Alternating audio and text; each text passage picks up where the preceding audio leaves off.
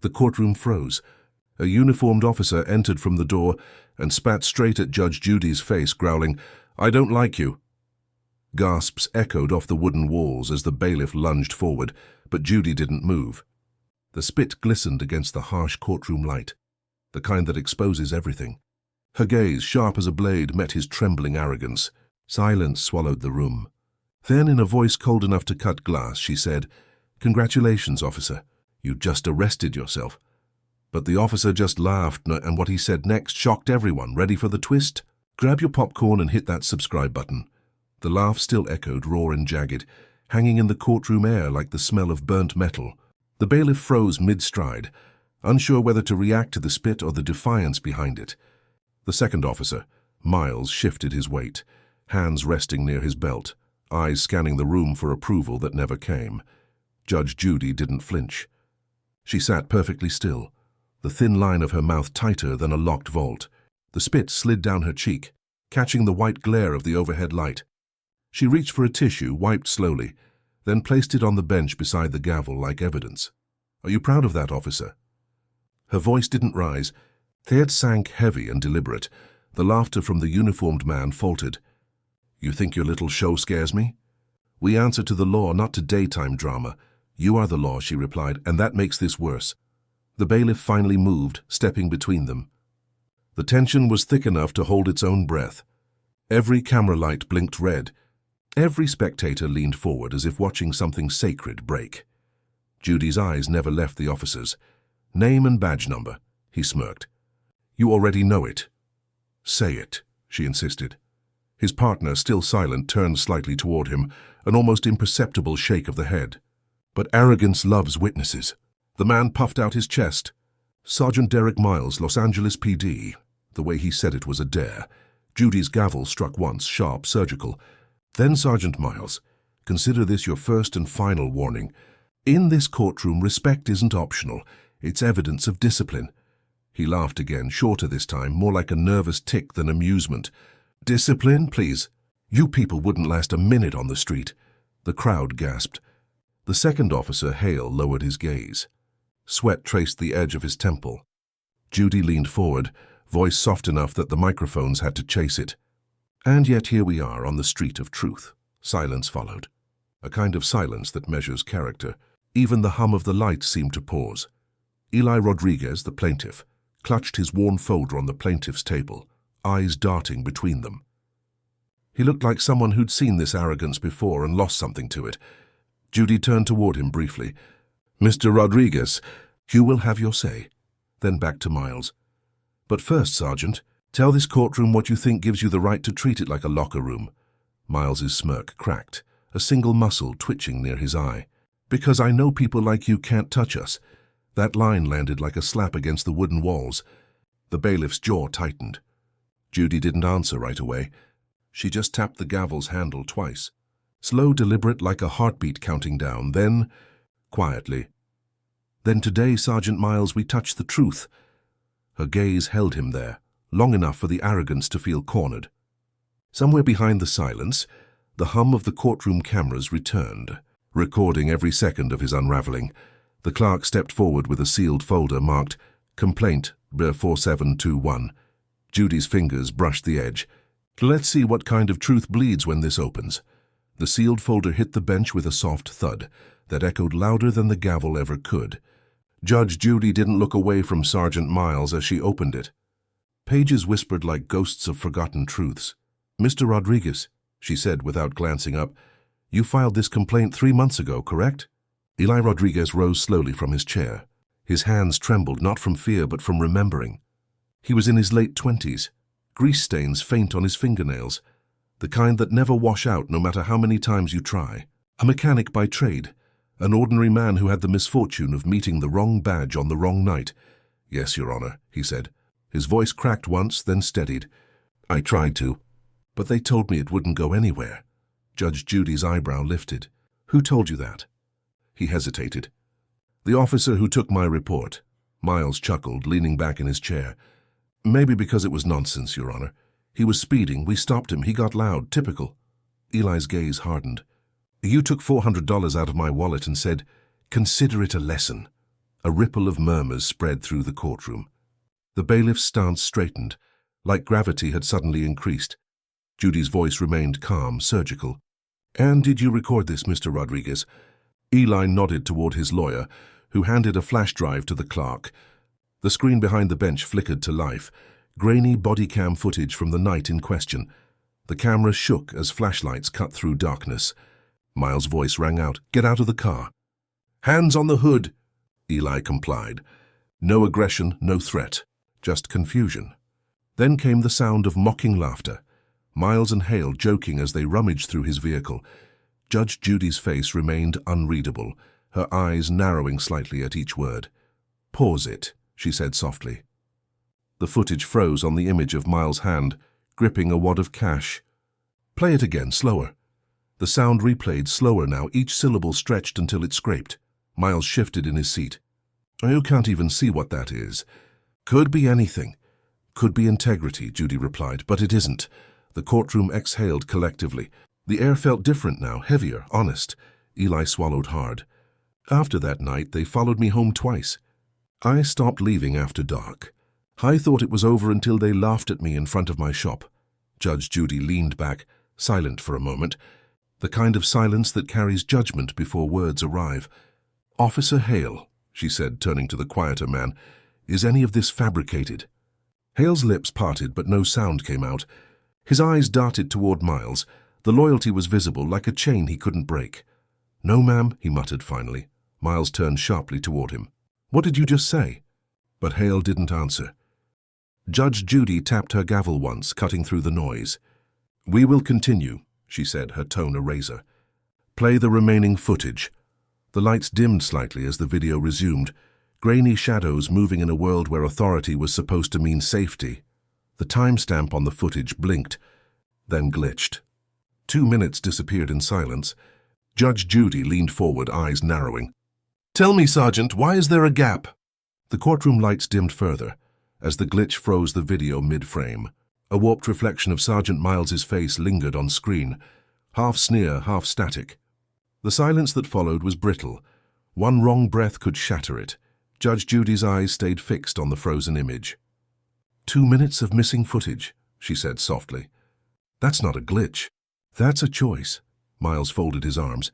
"Maybe your tech people should buy better equipment." No one laughed this time. The crowd's tension was a living thing now. Crawling, electric, waiting. "Clark," Judy ordered, "replay it from 20 seconds before the cut." The screen blinked back to life. Hale's voice filled the room, shaky but audible. Is this necessary?" Miles's reply came sharp. "Record everything. It keeps the paperwork clean." Then, static. 2 full minutes of white noise, snow, nothing. When the video returned, the tone had changed. The officer's posture was relaxed. Eli was back in his car, and a faint, mocking laugh drifted through the speakers. Pause. Judy leaned forward, elbows on the bench. "Mr. Rodriguez, was the recording device ever in your possession?" "No, Your Honor," he said. "They took it back at the station." Hale swallowed hard, his throat bobbing like he was trying to swallow the truth before it surfaced. Judy noticed. The camera did too. She tapped her gavel once. The sound was surgical. It sliced the air. "Sergeant Miles, why does the time skip exactly 120 seconds? He smirked. "Maybe your precious system hiccuped. Then you won't mind if we verify it with your department's integrity log." For the first time, his smirk faltered. "Do what you have to do." Judy nodded slowly, eyes like twin microscopes. "Oh, I intend to." The courtroom felt smaller, closing in like walls made of judgment. Eli sat still, his jaw tight, his breathing shallow. The crowd of spectators whispered, their voices weaving into one anxious hum. Then, from the back of the courtroom, a young tech officer stood, tablet in hand. "Your Honor," he said, voice unsteady but clear. "The integrity report shows a manual interruption. Someone turned the camera off." A gasp rolled through the room like thunder cracking. Hale's hand tightened into a fist, knuckles white. Miles's tone hardened. "That's a serious accusation, kid." The young officer didn't back down. "Not an accusation, sir. A fact." Judy's gaze didn't waver. "Officer Hale, who had control of the device at that moment?" He hesitated. The silence stretched. long enough to hear the hum of the fluorescent lights above. "Sergeant Miles did," he said finally, voice breaking like thin ice. Miles turned on him, venom in his stare. "Watch yourself, partner." But it was too late. The courtroom had already chosen its villain. Judy lifted the remote and pointed it toward the screen. "You recorded your own downfall," she said. Pressing play, the static gave way to a single, distorted laugh, Miles's voice, echoing over the black frame. Judge Judy leaned back slowly, her tone cold enough to frost the air. "Let us find out," she said, "what happened after the camera went dark."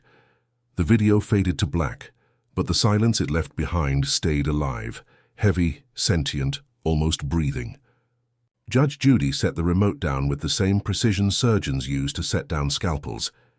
The air around Sergeant Miles felt colder now, as if even the courtroom lights had turned against him. He broke the silence first. "This is ridiculous. You're turning a missing clip into a witch hunt. We did our jobs. We kept order." Judy tilted her head. "Order. That is an interesting word for theft and intimidation." His jaw tightened. "You weren't there, Judge. You don't know what it's like dealing with people who lie, who fight back, Who? She interrupted, her tone soft, dangerous. "Who do not wear your badge?" Miles stood straighter, feeding on anger. "Respect goes both ways. You can't expect officers to stay polite when people spit in our faces every day. And yet," she said, "you just did exactly that." The room froze again. The memory of the earlier spit, that shiny, humiliating defiance, hung in the air like an open wound. Miles swallowed but didn't look away. "You think you can humiliate me on television?" he said. "You think the public doesn't know how this game works? You drag cops through the mud for ratings, and criminals walk away heroes." Judge Judy leaned forward, her eyes narrowing. "You are confusing humiliation with accountability. They look similar only to the guilty." A ripple of murmurs rippled through the crowd. The bailiff took a half-step closer, instinctively ready. Officer Hale still sat beside Miles, posture stiff, face pale, eyes darting between them like a man caught between a bomb and the wire. Judy turned to him. "Officer Hale, you were there that night. You handled the paperwork." He nodded once, mechanically. "Yes, Your Honor." "Did you review the footage before it was submitted to evidence?" Hale hesitated. The pause was short, but the cameras caught it, a hesitation that lived louder than any word. "I did, ma'am." "And did you notice the missing segment?" He looked down. "Oh, yes." Miles spun toward him, whisper shouting. "What are you doing?" Hale's lips barely moved. "Telling the truth." Miles let out a hollow laugh. "You think that saves you? You're as deep in this as I am." "No," Hale said quietly. "I didn't turn it off." Judge Judy's eyes flicked between them like a chess player predicting the endgame 5 moves ahead. "So one of you did," she said, her tone like glass cracking. "And that means someone here still believes a uniform can hide what conscience cannot." The courtroom was dead silent now. The spectators looked less like an audience and more like witnesses to history. Judge Judy leaned back, her expression unreadable. "Integrity is not stitched into fabric," she said. "It's carved into behavior." She paused, then turned to the clerk. "Mark this for follow-up. And bring me the integrity report from Internal Affairs." The clerk nodded, stepping out quickly, the sound of her heels echoing like a countdown. Judy looked back at Miles. "Tell me." "Sergeant, where were you the night after this footage ended?" Miles blinked. "At home, alone." His silence was the only answer she needed. Judy's tone dropped to a whisper. "We will verify that." The door opened. The clerk re-entered, carrying a sealed envelope. Inside, the first crack in Miles's story was about to bleed. The sealed envelope trembled slightly in the clerk's hands as she approached the bench. The fluorescent lights buzzed above, faint but piercing, the kind of sound that seems to grow louder when guilt fills the air. Judge Judy took the envelope with deliberate calm, her eyes never leaving Miles. "This," she said, sliding a finger along the seal, "comes directly from Internal Affairs. It details an investigation into your unit's body cam integrity reports." Miles forced a grin. "Good. Maybe now you'll see how ridiculous this is." She unfolded the document. The paper rustled like dry leaves, soft, fragile, dangerous. Then silence. Her eyes moved across the lines, the courtroom holding its breath with each flicker of her gaze. Finally she spoke. "According to this, the camera did not malfunction." Miles's grin faltered. It was turned off manually, she continued. For exactly 120 seconds. Hale exhaled shakily, eyes closing for half a second, the kind of blink that admits everything. Judy looked up. Officer Hale, you said earlier you didn't turn it off. Are you standing by that statement? He nodded barely. Yes, Your Honor. Then that leaves one possibility. Her eyes cut to Miles. He leaned forward, voice sharp. You think I'd risk my career over some kid's complaint? You think I'd steal $400 and brag about it afterward? Judy interrupted. Yes, I think you might. Gasps rippled through the courtroom. The bailiff shifted his stance, ready in case Arrogance turned physical. Miles slammed his hand on the table. You don't know what we deal with out there. People lie, people attack us. Judy's voice sliced through his. And that justifies becoming the thing you claim to fight? For a moment, the only sound was the faint whir of the ceiling fan, slicing the silence into thin, invisible blades. Then Hale's voice, small and trembling, he told me to turn it off. The words landed like a thunderclap. Miles turned, eyes wild. You're lying. But Hale kept going, the truth spilling out now, unstoppable. He said the kid was being mouthy, that he'd teach him a lesson. When I turned the camera back on, he was holding the cash. I told him to put it back, but he laughed. Said no one would believe a mechanic over a badge. Every camera in the room seemed to zoom in at once. Reporters scribbled.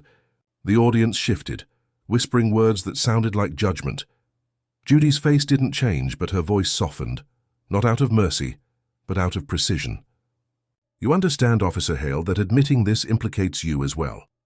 He nodded, tears forming. I know, but I'm done protecting him. Miles stood, fists clenched. You think this changes anything? You think people will care? The badge always wins. Judge Judy rose, her gaze unwavering. Not today. She struck the gavel once. The crack was deafening. Officer Miles, she said, you will remain in this courtroom until Internal Affairs arrives. Officer Hale, you will stay seated until I decide whether you are a witness or an accomplice. Her tone lowered, deliberate, final. Honesty comes late, she said, but it still arrives. The doors at the back opened and two plainclothes investigators stepped inside, badges flashing under the harsh light. The truth had entered the room, and it was not leaving quietly. The two Internal Affairs officers stepped forward, their quiet authority slicing through the room more effectively than any weapon. The sound of their shoes against the tile echoed like a slow drumbeat of consequence. The crowd, once murmuring, now sat still, as if even breathing too loudly might interfere with justice being born. Sergeant Miles stayed standing, his jaw rigid, his pulse visible at the edge of his neck. His arrogance still clung to him, but it no longer fit, like a uniform that had shrunk overnight. Judge Judy's voice was steady, surgical. Sergeant Miles, you have two options. You can cooperate and preserve what little dignity remains, or you can continue your performance. Miles laughed under his breath. Performance? Lady, you're the one playing judge and jury for a TV audience. The first Internal Affairs officer, a tall woman with a badge clipped to her belt, stepped forward. Sergeant, watch your tone. He turned toward her. No, you watch yours. You people don't know what it's like out there. Judge Judy didn't interrupt. She let him burn. Miles went on, louder now. Every day we're out there cleaning up messes made by people like him. He pointed at Eli Rodriguez. You think he's innocent? You think this is about justice? It's about making an example of me, the cop who didn't bow down. Eli stood slowly, his expression calm but eyes alive with disbelief. You think I wanted this? I just wanted my money back. I just wanted to be treated like a person. For the first time, Miles's confidence faltered. The audience shifted, sympathy drifting toward the man he'd mocked. Hale sat with his head in his hands. Stop talking, Derek, he muttered. Just stop. But Miles didn't. You all love this, don't you? Watching a cop fall apart. You think you're righteous because you caught one bad apple? Judge Judy's gaze hardened. One bad apple spoils the barrel, Sergeant. That is why we remove it. He tried to speak again, but her voice cut sharper. You swore an oath to protect the law, not to weaponize it. You do not get to cry persecution when your own actions put you here. Her words hit him like measured strikes. Each syllable left a mark. Miles's hands trembled, then slammed onto the table. You think you can humiliate me? You think you can take my badge and give it back to someone who deserves it? she finished, her tone icy calm. Yes, I can. He froze, realizing she had said give it back. The badge wasn't his anymore. Eli's lawyer stood. Your Honor, we request this testimony and evidence be entered into record for civil damages. Granted, Judy said immediately, and refer the footage and confession to the district attorney's office. The sound of pens scratching on paper was the only movement in the room. Miles sank back into his chair, his arrogance deflating into silence. Eli turned to the judge. Thank you, Your Honor, for believing me. Judy's reply came quietly, but it carried across the room. Do not thank me, Mr. Rodriguez. Thank the truth for having the patience to wait for today. Then, a pause, deliberate, human, bailiff. Remove the badge from his chest. The metallic sound of the clasp unfastening was soft but final. The badge hit the table with a dull clink. Judy looked at it for a long moment. Power is not what you hold, she said softly. It is what you honor. If you were sitting in that courtroom, would you stay silent or speak up? The badge still lay on the table, face down, a dull piece of metal that had once demanded respect. Now it was just evidence. The camera panned slowly across the courtroom, over the spectators whispering behind cupped hands, over the reporters scribbling every word, and finally to the two officers sitting side by side. One broken by guilt, the other still too proud to realize he'd already lost. Judge Judy's tone softened, but it was no less lethal. Officer Hale, she said, you've admitted to concealing evidence. You've confessed to enabling misconduct. Tell me why. Hale's voice came out hoarse, cracking under the weight of his own admission. Because we were told to protect each other. That's what the department drilled into us. You don't expose your partner. You don't make the badge look bad.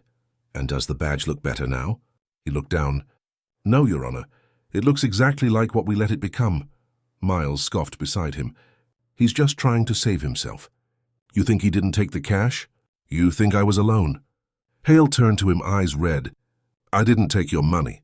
I took your silence. And it cost me more than anything you could have stolen. The words landed heavy.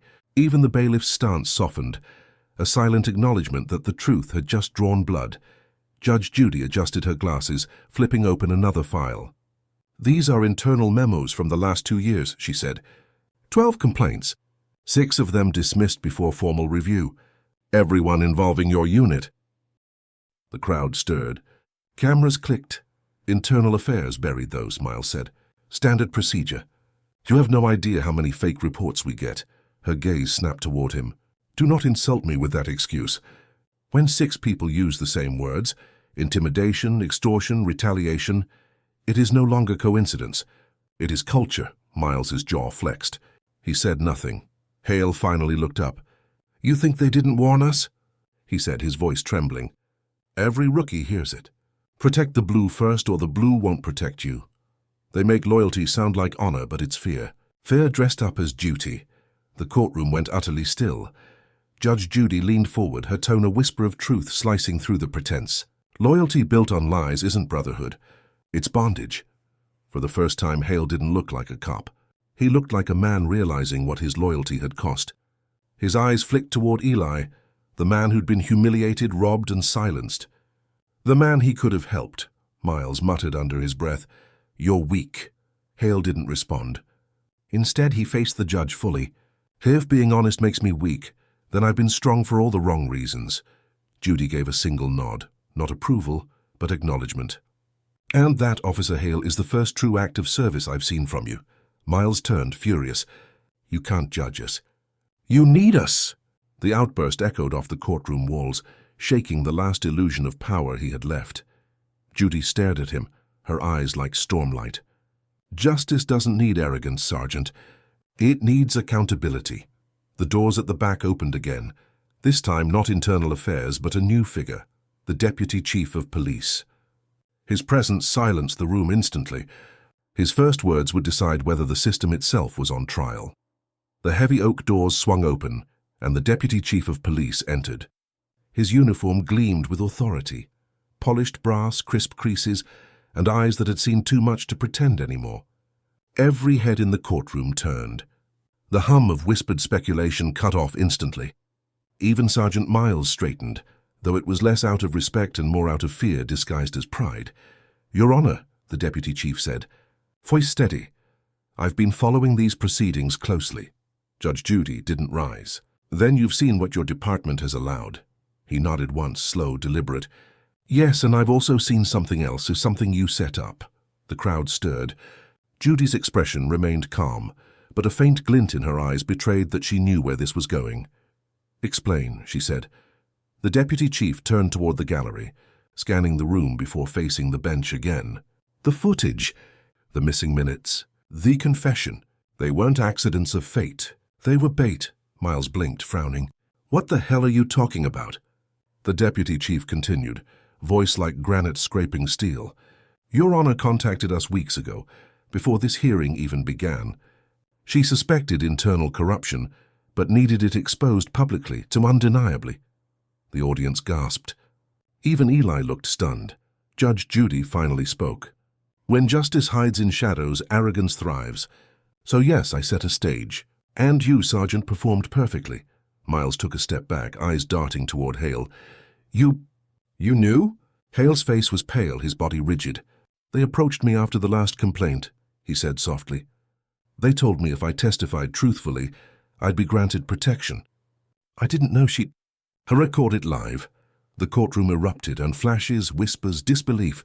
Miles's voice cracked. "This was a setup." Judy's tone was calm but sharp as a blade. "No, Sergeant." This was justice holding up a mirror. The deputy chief lifted a folder. "Every word you spoke today was monitored by our internal investigators. Every threat, every lie, every insult to this courtroom was transmitted to the district attorney's office in real time." Miles's arrogance began to crumble. His face, once hard with control, softened with panic. "You can't use that. This isn't an interrogation. It's a hearing," Judy interrupted. "And you chose to testify through arrogance. The Constitution protects against unfair questioning, not self-inflicted confession." The crowd burst into murmurs again. Hale buried his face in his hands. Miles looked around, desperate. "You set me up. You all set me up." Judge Judy leaned forward. "No, Sergeant." "You set yourself up. All I did was give you the room to do it." He stood there, breathing hard, his reflection trembling in the polished surface of the defendant's table. His badge was gone, his authority gutted, but his disbelief remained, a man undone by the very confidence that once defined him. The deputy chief turned to Judy. "We'll be taking both officers into departmental custody for immediate review. Make sure the review doesn't happen behind closed doors," she said. "Sunlight is the best disinfectant." He nodded. "Understood." Miles was escorted toward the back. As he passed Eli, he muttered, "You think you won? Wait till this blows over." Eli didn't respond. He just whispered, "It already did." The doors closed behind them with a hollow thud. Judge Judy looked toward the remaining crowd. "This court will recess until further notice," she said quietly. "But the real trial, the one inside every badge and every conscience, is far from over." The camera lingered on the empty chair where Miles had sat, the echo of arrogance fading into silence. When the courtroom doors closed behind Sergeant Miles, the echo lingered, a hollow drumbeat of downfall. The crowd sat frozen, unsure whether to clap, cry, or just breathe again. Judge Judy didn't move for a long moment. She watched the empty space where the uniform had stood, the arrogance that had once filled it, now replaced by a void too quiet to bear. Officer Hale still sat at the defense table, motionless. His eyes were glassy, staring at the tabletop as though trying to find a version of himself that hadn't disappeared under the badge. The deputy chief stood beside him, expression unreadable, a mixture of authority, disappointment, and the faintest trace of pity. "Officer Hale," Judge Judy said at last, "you understand that what happens next will define you more than anything you've done before." He nodded without lifting his head. "Yes, Your Honor." She leaned forward. "Then look at me when you say it." He did. And for the first time, his gaze didn't hide behind the uniform. "I do understand," he said, voice raw. "I was a coward. I saw wrong and called it loyalty. I thought silence was safer than truth." Judy's expression softened slightly. "Silence is never safe when it protects corruption." He swallowed hard, hands trembling on the table. "I didn't want to be part of it anymore, but I didn't know how to stop." The deputy chief stepped closer. "You stop," he said quietly, "by speaking." "Right now," Hale's voice cracked. It wasn't just Miles. There were others, supervisors who knew, officers who looked the other way. Every time someone tried to file a report, it got buried. We laughed about it. We called it keeping the family clean. But the family was never clean. A heavy silence filled the room. Reporters stopped writing. The cameras zoomed in, capturing every flicker of shame on his face. Judy didn't interrupt. She let the confession breathe, heavy and unfiltered. When he finally stopped, she spoke softly. The first truth a man tells after years of lying is the hardest one to say. "You've said it.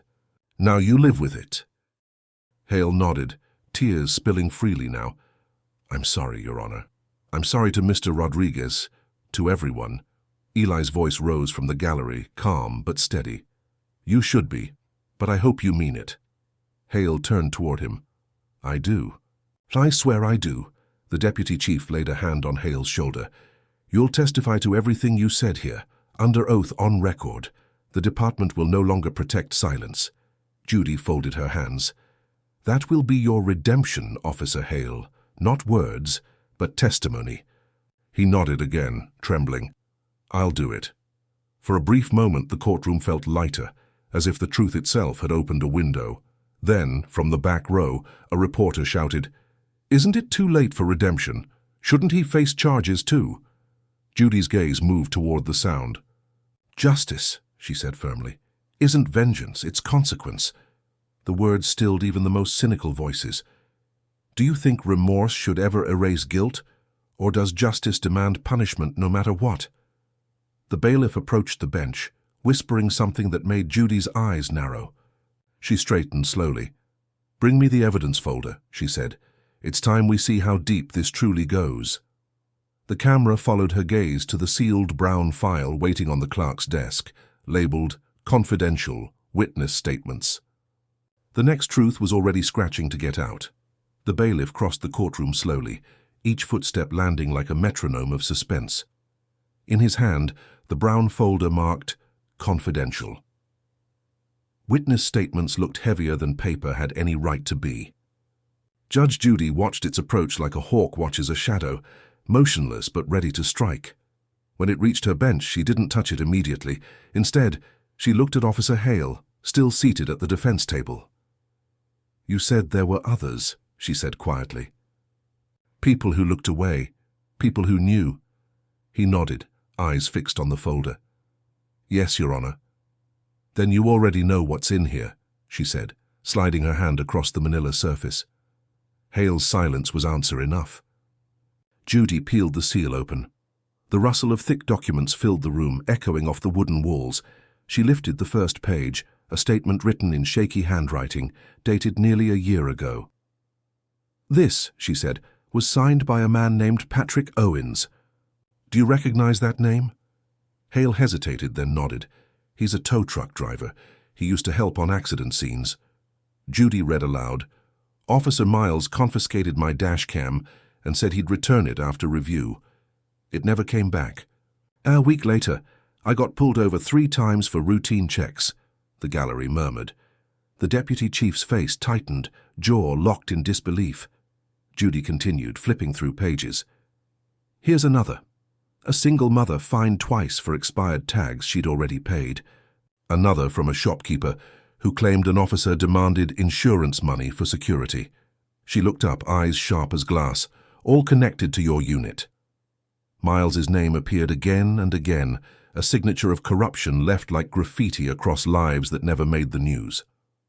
Hale buried his face in his hands. "I told myself they exaggerated," he whispered. "I told myself they just didn't understand how hard the job was." "And now?" Judy asked. He looked up, his expression hollow. "Now I see I was protecting a gang in uniforms." The sentence hit like a strike of lightning. Even the cameras seemed to pause. The deputy chief stepped closer to the bench. "Your Honor, these statements, I've never seen them in official circulation." "That's because," Judy said, her tone deadly calm, "they were redirected before filing. These copies were forwarded directly to my producer's office 2 months ago. Anonymously." Hale blinked. "Anonymous?" She nodded. "The envelope had no name, No return address, but whoever sent it wanted this heard in public. She stacked the papers neatly, aligning the edges as if restoring order to chaos. Every story in this folder shares one thing: silence, bought by intimidation. The deputy chief exhaled, the sound almost human this time. "We'll reopen every case tied to these reports." "You won't need to," Judy said. "You'll start new ones. The past can't be fixed, only answered for." Eli sat still at the plaintiff's table, his expression a mix of vindication and grief. "How many people?" he asked softly. "Did it take for someone to finally listen?" Judy's reply came like a whisper meant to carry. "Too many." She set the folder down and looked at Hale. "And we're not done." Judy's gavel tapped twice, not to close but to summon. "Bring in the next witness," she ordered, "the one who filed the first complaint and was never heard." The doors opened, and a woman stepped through, her face familiar enough to make Officer Hale's blood run cold. The doors creaked open, and the woman who entered didn't walk. She drifted, steady but haunted. The audience instinctively leaned forward. Officer Hale turned pale the moment he saw her. His breath caught halfway up his throat, and when he finally managed to whisper her name, it came out like a confession. "Anna." Judge Judy's gaze shifted between them. "Officer Hale," she said carefully, "I take it you know this witness?" He swallowed hard, voice shaking. She's my sister." The room erupted in murmurs. Cameras blinked red, catching every flicker of shock. Eli's eyebrows rose, realization dawning that this wasn't just another name from a file. This was personal. Anna Hale stood at the witness stand, her expression calm but eyes glassy with held-back fury. "I never thought I'd have to see him like this," she said. "Not as my brother, not as an officer." "Ms. Hale," Judge Judy said, "you filed a complaint against Sergeant Miles 2 years ago, did you not?" Anna nodded, her lips trembling. "Yes, ma'am. He pulled me over one night on my way home from work, said I matched a description. He searched my car, took my phone, and told me not to record him. When I tried to report it, the file disappeared." Judy looked at Hale. "Did you know this at the time?" He didn't answer immediately. His eyes darted between his sister and the judge, the weight of realization breaking something inside him. "I did," he said at last, barely audible. "She told me, but I didn't believe her. I told her to drop it. I told her Miles was rough but not corrupt." Anna's voice cracked. "You told me to forget it. You said I'd ruin your career." The crowd went dead silent. Hale covered his face, shoulders shaking. "I was wrong," he whispered. "I thought I was protecting us." Judy's voice was cold steel. "You were protecting the abuser, not the abused, even when the abused was your own blood." Hale's breakdown was complete. He lifted his head, tears streaking down his cheeks. "I know, and I'll live with that every day." Anna's stare softened for the first time. "You already have." The deputy chief looked stunned, unable to meet her eyes. "This complaint was suppressed under my watch," he muttered. "I didn't even know her name." Judy handed the document forward. "Now you do, file it officially, retroactively if you must." He nodded, taking the paper like it might burn him. Anna turned to Judge Judy. "All I wanted was an apology." "Not from the department, from him." Hale rose slowly, his hands shaking. He faced her directly. "I'm sorry, Anna, I failed you. I failed everyone who trusted me to be better." She nodded, tears falling silently. "Then start proving it." Judy's voice cut through the emotion like tempered glass. "That," she said, "is what justice looks like. Not revenge, not spectacle. A reckoning that costs something." The courtroom was utterly silent, save for Hale's quiet sobs. Judge Judy tapped her gavel once. "This hearing isn't over, but the truth at last has a face." She looked to the bailiff. "Clear the room for recess. When we return, the aftermath begins." As the spectators filed out, the camera lingered on Anna and Hale, two siblings divided by loyalty, finally reunited by the cost of it. The suppressed complaint was Hale's sister's. His moral collapse becomes personal, reshaping the entire case's meaning. When the recess ended, the air inside the courtroom had changed. The noise from the hallway faded into a hush, like the The entire building knew it was housing something sacred or broken. The bailiff opened the door quietly, ushering everyone back to their seats. No one spoke. Even the reporters who'd filled half the gallery with flashing cameras earlier now held their pens still. Judge Judy re-entered, and for the first time since the hearing began, she looked tired. Not weak, just burdened by the weight of a truth that had cut too deep for satisfaction. She adjusted her robe, sat, and looked out over the room. "We are reconvened," she said. Her voice, steady as stone, carried no triumph, only gravity. Officer Hale sat back at the table, no longer in uniform. His badge was gone, his posture slumped, but something in his expression had changed. He wasn't hiding anymore. Anna sat behind him, her eyes red but proud, hands folded tightly in her lap. "Before we continue," Judge Judy said, "let it be entered into record that both Sergeant Miles and Officer Hale have been relieved of duty, pending full departmental review." The deputy chief nodded silently, confirming it. The statement felt less like punishment and more like obituary, the end of something that once meant honor. Judy continued, her gaze turning toward the plaintiff. "Mr. Rodriguez, you came here for restitution, but what you gave this court was revelation. That deserves recognition." Eli stood, visibly uncomfortable with the attention. "I just wanted to tell the truth, Your Honor. I didn't think anyone would listen." "They listened today," she replied, "and because of that others will too." He nodded once, quietly sitting again. For a long moment, there was nothing but the sound of breathing and shuffling paper. The storm had passed, but the air still smelled of lightning. Judge Judy looked down at her notes. "This court does not deal in criminal prosecution, but it does deal in truth. And the truth here is that a uniform cannot excuse cruelty." She glanced at Hale. "Do you understand the cost of your silence now?" He nodded slowly. "Every face I ignored will haunt me." "Good," she said softly. "Let it. That's how conscience begins again." The deputy chief stepped forward. "Your Honor, Internal Affairs will begin full public disclosure within 24 hours. Every buried report tied to this unit will be reopened." "Make sure it stays that way," Judy said. "Transparency doesn't end when the cameras turn off." He nodded, understanding. Anna's voice broke the silence. "Does that mean people like me finally get heard?"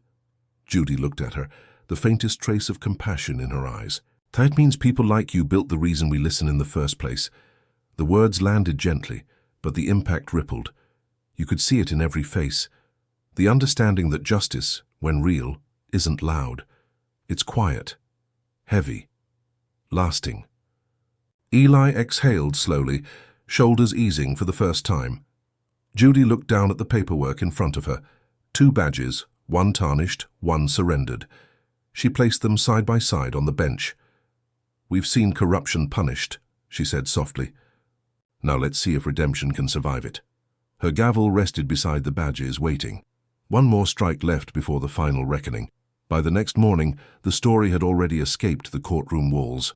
The courthouse steps were flooded with microphones, cameras, and voices hungry for answers. Headlines screamed across every screen. "Judge Judy exposes badge corruption on air. Truth on trial, the case that shook the system." The crowd outside swelled with protesters, reporters, and ordinary citizens, some furious, some vindicated, all watching history unfold in real time. The chant rose and fell like a heartbeat. "No one above the law! No one above the law!" Inside, the courtroom was quieter but no less charged. The lights felt brighter now, as if the room itself had decided to be honest. Judge Judy entered, with her usual calm, but even she could feel the tremor of consequence in the air. The deputy chief stood again, briefing the court. "As of this morning," he said, 7 officers have been suspended pending investigation. 3 superior officers have resigned. Internal Affairs has issued a public apology for mishandling citizen reports." The gallery reacted in waves: shock, satisfaction, disbelief. Anna Hale sat quietly near the back, her eyes fixed on the bench. She looked tired, but for the first time, she didn't look afraid. Eli Rodriguez was there too, standing beside his attorney. He had no folder this time, no trembling hands, no rehearsed testimony. Just a steady, quiet presence, the kind of strength that comes from surviving something and finally seeing it acknowledged. Judge Judy glanced toward him. "Mr. Rodriguez," she said, "you didn't ask for this level of attention, did you?" He smiled faintly. "No, Your Honor. I just wanted to go back to work without being scared." Judy's tone softened. "Then let's hope today moves us closer to that." The courtroom cameras zoomed in on her face. The public wanted her words. The network wanted a moment. But Judy never gave them performance, only truth. "There is a strange thing about justice," she began. "When it hides, it feels safe. When it stands in the open, it feels dangerous, because it changes things." The audience was silent. The sound technician's levels flatlined. You could hear the hum of the ceiling lights above. "Today," she continued, "the uniform was stripped of arrogance and the courtroom stripped of excuses. And in that emptiness, something honest finally entered." Outside, the chant grew louder, seeping through the walls. "Truth, truth, truth." Judy turned to the deputy chief. "The cameras will fade. The outrage will cool. But if your department forgets what this felt like, this silence, this shame, it will happen again." He nodded solemnly. "We won't forget, Your Honor." "I hope not," she said, "because public trust isn't rebuilt by promises, it's rebuilt by proof."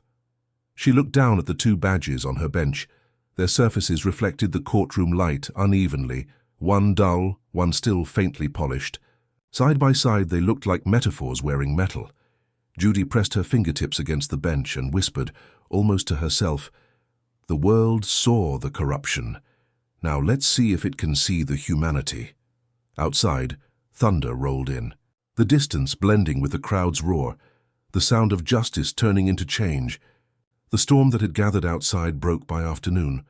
Thunder, rumbling like the world itself, was echoing the judgment that had already been spoken. Rain streaked the courthouse windows, soft and relentless, washing away the chalk signs and footsteps left behind by the crowd. Inside, the courtroom lights glowed warmer now, diffused through the grey light, as if the building were finally exhaling. Judge Judy sat alone at her bench, the cameras gone, the room emptied except for her bailiff and a single clerk. The files from the case were stacked neatly before her, complaints, transcripts, witness statements, every page marked with someone's pain. She turned one over, then another, scanning not for evidence but for meaning. The bailiff approached quietly, setting down a cup of black coffee. "You've been here for hours, Judge," he said. "They'd understand if you called it for the day." She didn't look up. Justice doesn't end when the gavel drops. It lingers, and sometimes it whispers back. He hesitated, unsure if she was talking to him or herself.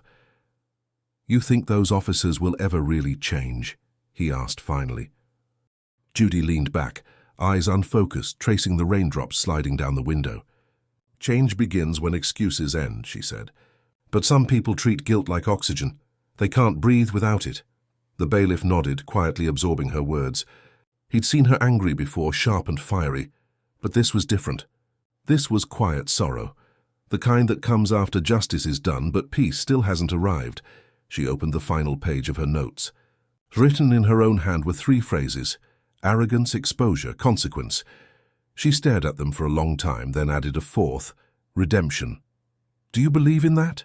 the bailiff asked softly, nodding toward the word Judy didn't answer right away. "I believe in accountability," she said finally. "Redemption belongs to the people who live with what they did and still choose to do better. Maybe Hale will. Maybe he won't. But for once the truth didn't get buried, and that's a start." The bailiff gave a faint smile. "The world's already calling it the trial that cleaned the badge," Judy sighed, her tone dry. "Television loves heroes and villains. But this wasn't about either. It was about the space between, where real justice happens." She closed the folder and rested her palm on it, almost like a benediction. People forget that justice isn't a victory. It's a mirror. And today a lot of people didn't like what they saw. Outside, the rain eased. The last of the thunder rolled away. She stood collecting the files into a single pile. "Bring everyone back in tomorrow morning," she said quietly. "It's time to finish this." The bailiff nodded, heading toward the door. For a moment, Judy remained still, watching the reflection of the empty seats in the polished wood of her bench. "Power fades," she whispered. But truth doesn't. Before you hear the verdict, ask yourself, can anyone truly change, or do people just get better at hiding who they are? She reached for the gavel resting beside the two tarnished badges. Her hand hovered, trembling slightly, not from weakness but from the weight of what came next. Then she whispered, "Let the record show judgment resumes at dawn." The lights dimmed. The rain stopped. The silence, once heavy with tension, now waited for justice's final word. Morning arrived clear and cold, the kind of morning that carries the smell of endings. Sunlight streamed through the courthouse windows, cutting clean beams across the polished wood of the benches. The city outside had already decided its verdict in the headlines, but inside, the real one waited in silence. Judge Judy entered, robe flowing behind her like a shadow that knew where it belonged. The courtroom was full again. Reporters, citizens, officers in plain clothes, and those who had been wronged by the system now brave enough to show their faces. Eli Rodriguez sat in the front row, not as a victim anymore, but as a witness to change. The bailiff's voice carried through the hush. "All rise. Court is now in session." Judy took her seat. Her eyes moved over the crowd, pausing on Anna Hale, then on her brother, now stripped of his title, waiting to hear the last of her words. Hale's face was pale but not fearful. He looked hollowed out, ready maybe to start over. "This court has spent days in the company of corruption," Judy began, her voice low but resonant. "We've seen arrogance dressed as authority, silence mistaken for loyalty, and fear disguised as duty." She let the words hang, then continued. "But we have also seen courage, quiet, ordinary courage, a mechanic who refused to stay silent, a sister who refused to disappear, and an officer who at last refused to lie." She turned to Hale. "You betrayed your oath, but when the moment came, you stopped hiding behind it. That does not erase what you did, but it begins to pay what you owe."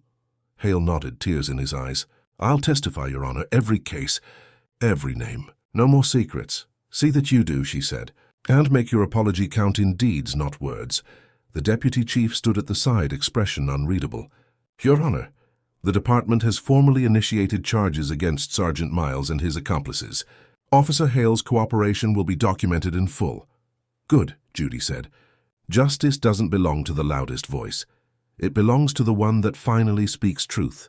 She turned her attention to Eli. "Mr. Rodriguez, this court awards you full restitution for your financial loss, as well as formal apology from the department, to be issued publicly and permanently recorded. But more importantly, you've given something greater than testimony. You've reminded this room what accountability looks like." Eli stood, voice soft but firm. "Thank you, Your Honor. I just wanted to be seen." "You were," Judy said simply. She reached for the two badges still lying on the bench, one stripped from Miles, one surrendered by Hale. She held them up for the courtroom to see. "These," she said, "are not symbols of power. They are symbols of responsibility. Power fades when it feeds on arrogance. Irresponsibility endures when it answers to truth." The light from the window glinted off the dull metal as she set them down. "Therefore, it is the ruling of this court that both officers be referred for civil review, restitution to all verified complainants, and permanent revocation of authority under the state's jurisdiction." Her gavel lifted, poised in midair. "This is not the end," she said, her tone softer now. "Justice is not a finish line. It's a practice, one that must be repeated, even when no one is watching." She brought the gavel down once, firm and final. The sound echoed through the courtroom like a thunderclap, not of punishment, but of truth sealing itself shut. Eli exhaled. Anna took her brother's hand. The deputy chief bowed his head. Judge Judy stood, gathering her papers. "Arrogance wears uniforms," she said quietly, "but justice never salutes it." As she left the bench, the camera lingered on the empty chair and the sunlight spilling across the gavel. The last image of a courtroom that had finally remembered what justice was meant to look like.